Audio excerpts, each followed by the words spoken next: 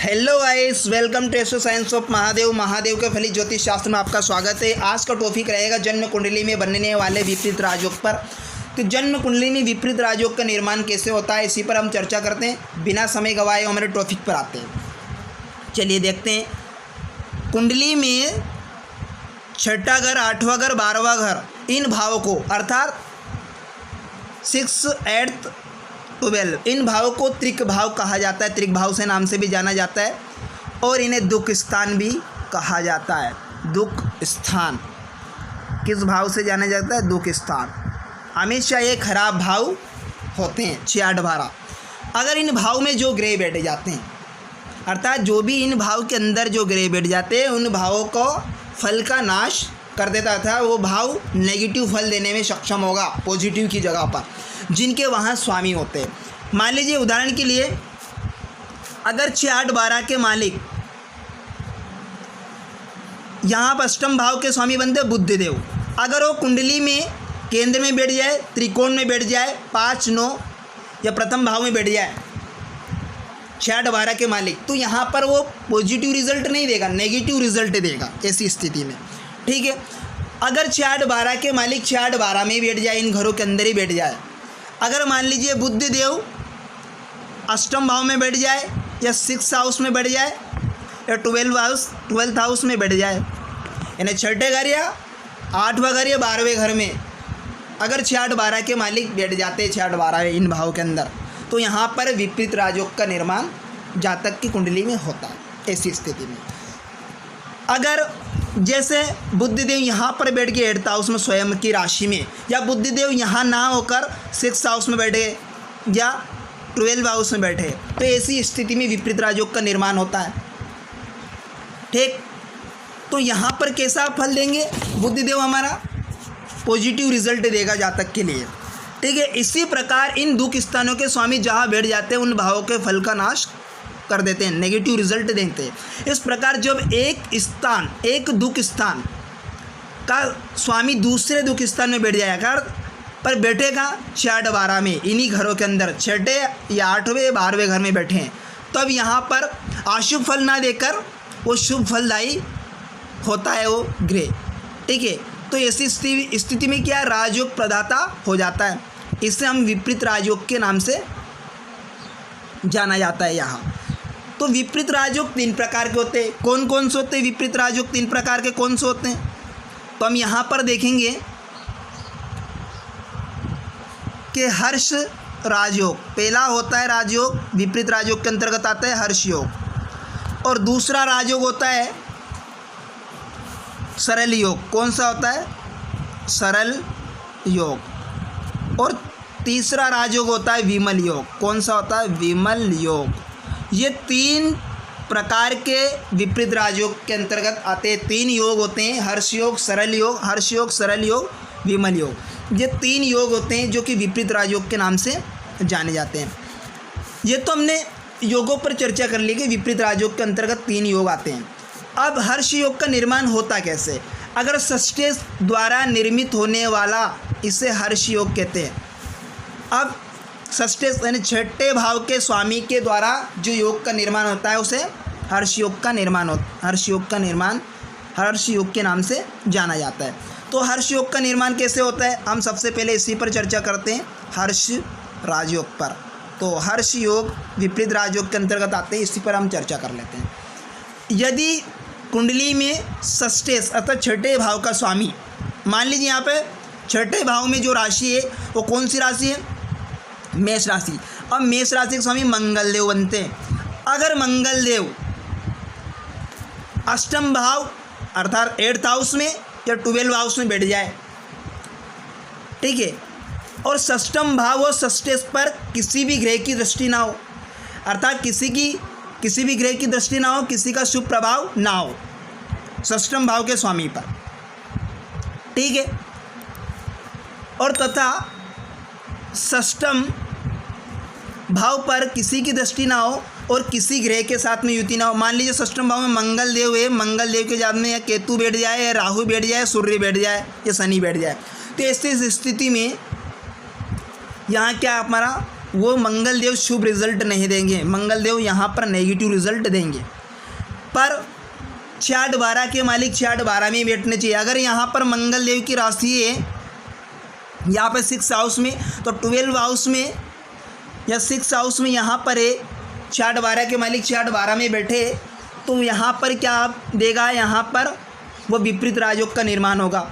जैसे यहाँ मंगल देव 6-8-12 में या 6ठे 8वें 12वें घर में कहीं भी बैठ जाए, विपरीत राजयोग का निर्माण होता है। अर्थात इस कुंडली में लग्न क्या बने, वृश्चिक लग्न के स्वामी मंगल देव बनते हैं। मंगल देव को कभी भी यहाँ पे स्वयं होलसेल इस कुंडली के मालिक है, तो ऐसी कंडीशन में यहाँ पर उदाहरण के तौर पे लिया है यहाँ बताने के लिए आपके लिए कि विपरीत राजयोग का निर्माण कैसे होता है। ठीक, अगर किसी भी ग्रह की सस्टेस और 6ठे भाव के स्वामी 6-8-12 के इन भावों में बैठे हो, बल्कि किसी भी शुभ ग्रह का प्रभाव ना हो और किसी की दृष्टि ना हो, किसी भी शुभ ग्रह के साथ में युति ना हो, तो ऐसी स्थिति में यहाँ पर हर्ष योग का निर्माण होता है। कैसा? हर्ष योग का निर्माण होता है, विपरीत राजयोग के नाम से जाना जाता है 6ठे भाव से। अब अगला योग होता है हमारा सरल योग। किस नाम से जाना जाता है? सरल योग के नाम से जाना जाता है। यहाँ योग किसके अंतर्गत आता है? विपरीत राजयोग में। तो यहाँ पर विपरीत राजयोग है, दूसरा की सरल योग। अब यदि अष्टमेश अर्थात अष्टम भाव का स्वामी, अष्टमेश 8th हाउस का स्वामी अष्टमेश अगर 6ठे घर में हो या 12वें घर में हो, तो ऐसी कंडीशन में क्या होता है? सरल योग का निर्माण होता है। पर होगा कब? ना ही शुभ ग्रह का प्रभाव होना चाहिए 8th हाउस के स्वामी पर, और ना दृष्टि होनी चाहिए, ठीक है, ना ही किसी ग्रह के साथ में युति होना चाहिए। अब 8th हाउस में मान लीजिए यहाँ पर मिथुन राशि का अधिपति बनते हैं बुधदेव, तो बुधदेव के साथ में ना तो शनि की युति होना चाहिए, ना सूर्य की, या मंगल की, 6-8-12 भाव के अंदर ये, ठीक है। तो ऐसी स्थिति में ये राजयोग काम नहीं करेगा, सरल योग का निर्माण नहीं होगा। बल्कि कब करेंगे? ना ही शुभ ग्रह का प्रभाव होना चाहिए, ना दृष्टि होना चाहिए, ना ही किसी ग्रह के साथ में युति होना चाहिए। 6-8-12 के मालिक 6-8-12 में बैठे हो, तो ऐसी स्थिति में सरल राजयोग का निर्माण जन्म कुंडली के अंदर हो जाता है। अब नेक्स्ट राजयोग पर हम चर्चा करेंगे, वो होता है विमल योग। तीसरा योग आता है विमल योग। अब विमल योग का निर्माण कैसे होता है? विमल योग होता है द्वादश भाव से रिलेटेड रहता है। तो द्वादश भाव में यदि द्वादश कुंडली में द्वादश शेष 12th हाउस के लॉर्ड ऑफ 12th हाउस के स्वामी अगर 6ठे घर में हो या 8th हाउस में हो या 12वें में हो, तो ऐसी स्थिति में कोई शुभ ग्रह का प्रभाव ना होना चाहिए द्वादश भाव के स्वामी के साथ में, द्वादश भाव के स्वामी पर, और ना ही किसी ग्रह के साथ में युति होना चाहिए, ना दृष्टि होना चाहिए। तो ऐसी कंडीशन में विमल राजयोग का निर्माण होता है।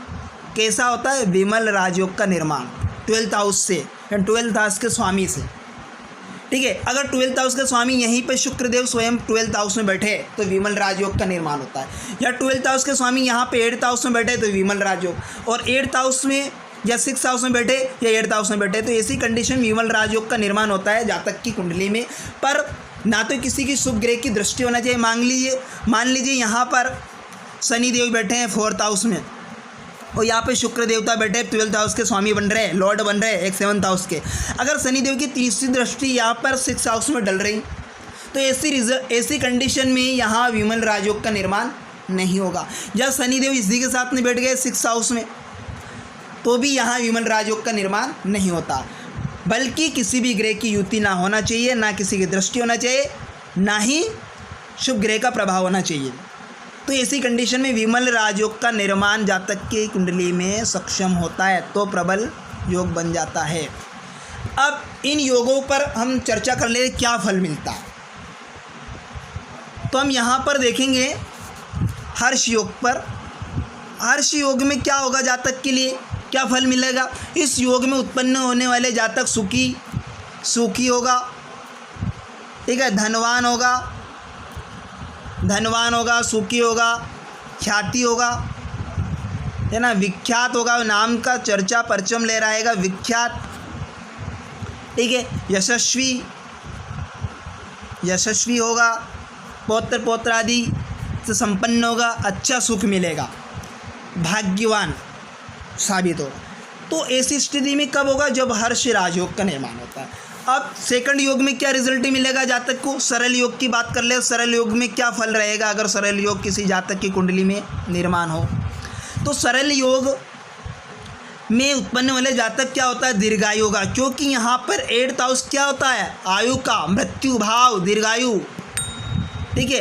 तो दीर्घायु होगा, निर्भय होगा, निडर होगा, ठीक है ना, विद्वान होगा, विद्वान, और शत्रु को परास्त करने वाला होगा, शत्रु पर विजय प्राप्त करने वाला होगा, धनवान होगा, पुत्रवान होगा, धनवान और पुत्रवान होता है जातक ऐसी कंडीशन में, और उनके नाम से विख्यात होता है उसका नाम, उस जातक का। और थर्ड योग होता है विमल योग। अब विमल योग में होने वाला जातक को क्या फल मिलेगा भाई? तो विमल योग में होने वाले जातक को क्या मिलेगा? अल्प व्यय होगा, अल्प व्ययी होगा, ठीक है, धनवान होगा, धनी होगा, स्वतंत्र स्वभाव का होगा, स्वतंत्र स्वभाव का, सुखी होगा और विख्यात होगा। ये स्थिति विमल राजयोग के बनने पर ऐसा फल मिलेगा। लेकिन कब मिलेगा? तीनों योग सफल कब होंगे? साधारणतः शुभ ग्रहों द्वारा ही राजयोग का निर्माण होता है। लेकिन क्या होता है? यहाँ विपरीत अशुभ ग्रहों के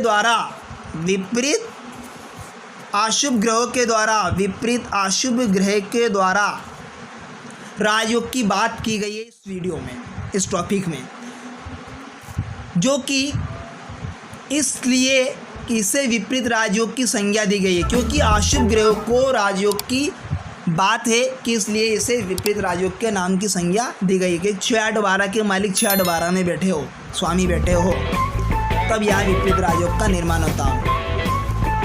तो आज का टॉपिक था ये विपरीत राजयोग पर।